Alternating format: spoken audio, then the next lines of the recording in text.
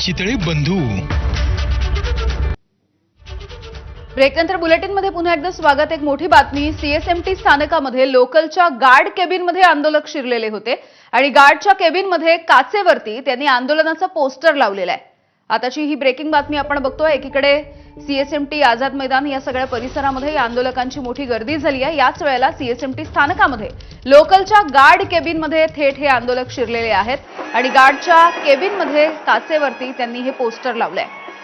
याची ही दृश्य आपण पाहतो आहोत. एकीकडे मनोज जरांगे पाटील यांच्याकडून वारंवार या सगळ्या आंदोलकांना शिस्त राखण्याची आणि शांतता राखण्याचं आवाहन केलं जात आहे आणि दुसरीकडे अशा पद्धतीनं गार्डच्या केबिनमध्ये आत जाऊन काचेवरती आंदोलकांनी हे पोस्टर चिटकवलेलं आहे.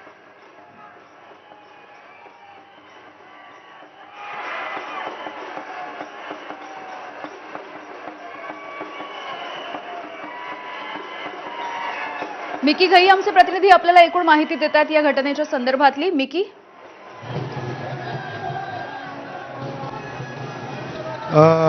जर आपण बघितलं तर आझाद मैदानाच्या समोरच जर आपण बघितलं तर सीएसटी स्थानक आहे, ज्या ठिकाणी मराठा बांधव मोठ्या संख्येने उपस्थित आहे आणि आपण बघतोय खूप वेगवेगळ्या पद्धतीने या ठिकाणी ते आंदोलनात सहभागी होत आहेत. कोण ढोल ताशा वाजवतंय, कुठून कोण दंड या ठिकाणी लावलं जात आहे, उठबशा लावले जात आहेत आणि एक वेगळं वातावरण सध्या या सीएसटी स्थानकावर सध्या पाहायला मिळतंय.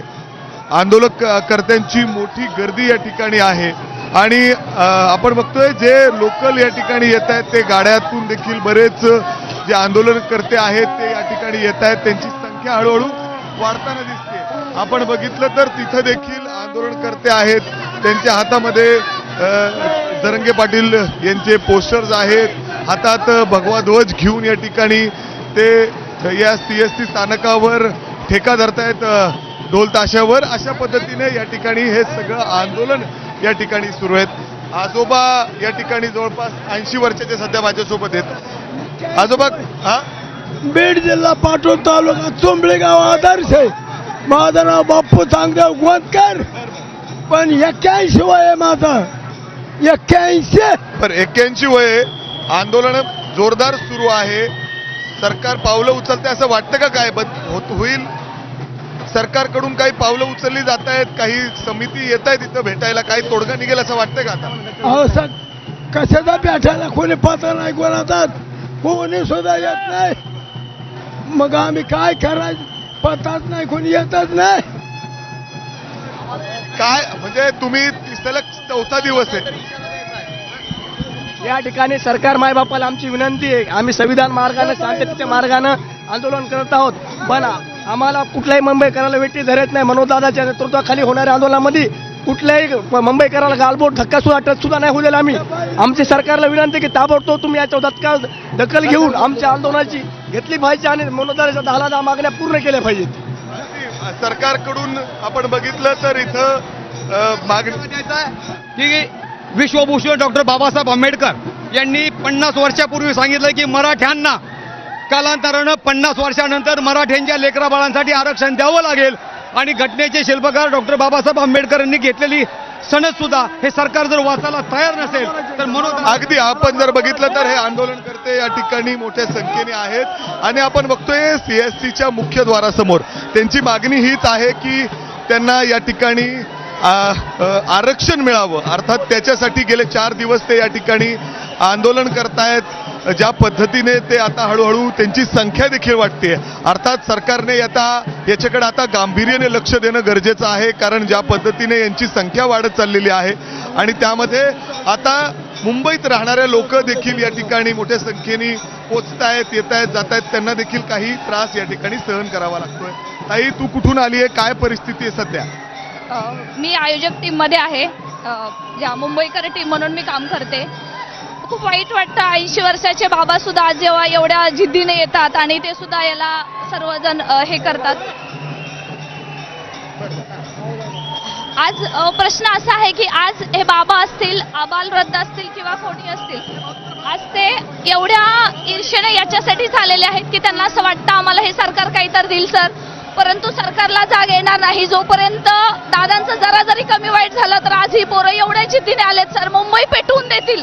हा सरकारला आमचा सर्वांचा विचार आहे. आता तरी यांचा विचार करा.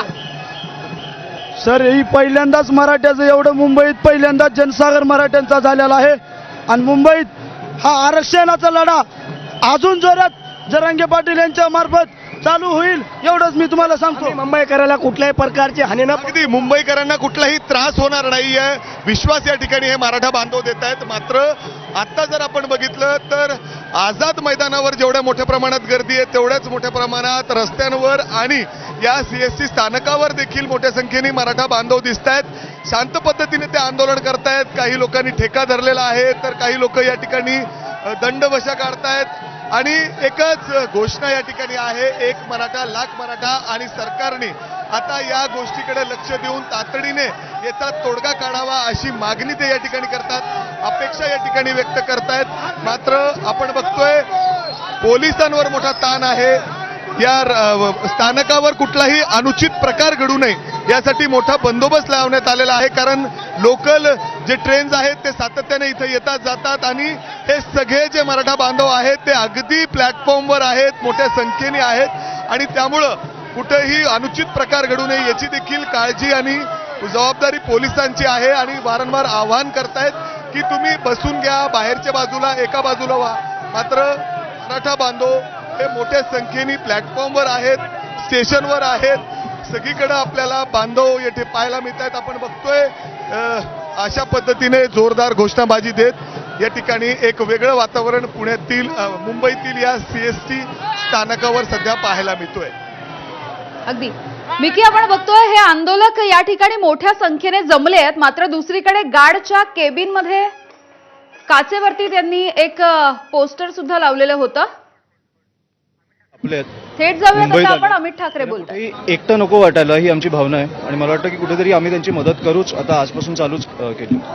राज ठाकरेंवर जे आहे त्याचा जरांगेंकडून टीका देखील करण्यात आली. फडणवीस